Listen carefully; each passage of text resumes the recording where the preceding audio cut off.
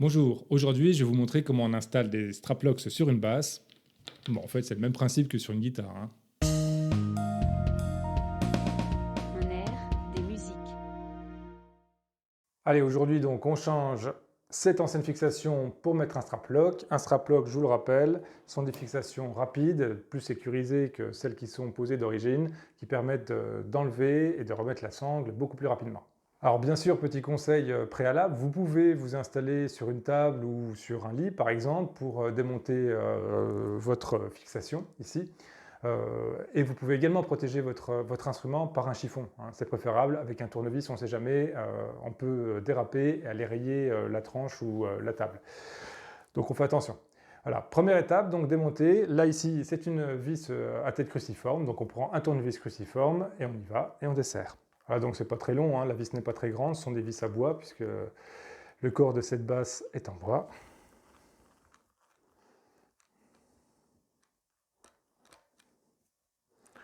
On récupère la vis, la petite feutrine qui protège le vernis et la peinture, et donc la fixation du support qui servait à accrocher la sangle.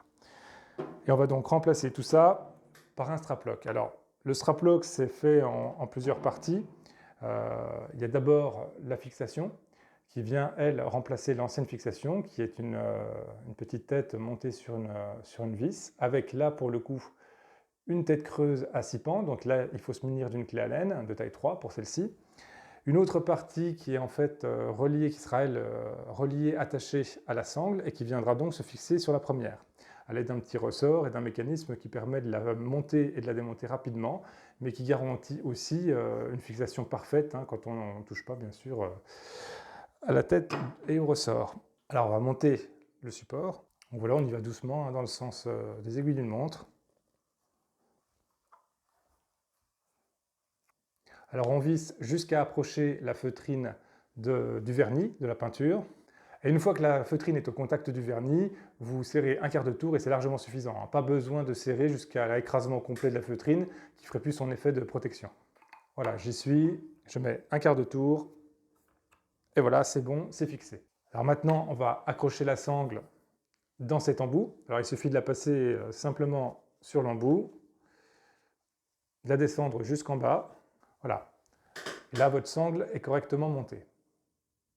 Et maintenant, pour la fixer définitivement, on va utiliser l'écrou qui est fourni. On fait attention, c'est un pas fin, donc on manipule ça avec précaution parce qu'on peut rapidement abîmer le pas de vis, le filetage.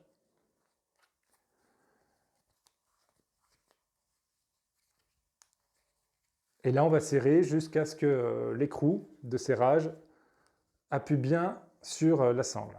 On sera sûr que ça ne bougera plus.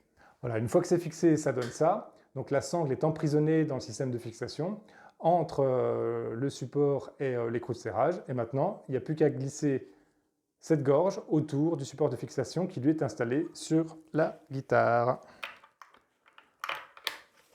Et voilà, c'est attaché, ça tient, ça ne bougera plus. Alors l'intérêt, c'est que ça se monte très très vite et ça se démonte tout aussi vite, hein. Il suffit de tirer sur le petit embout pour ressortir la sangle. Là, c'est accroché, on tire sur l'embout et voilà, la sangle se défait. Voilà.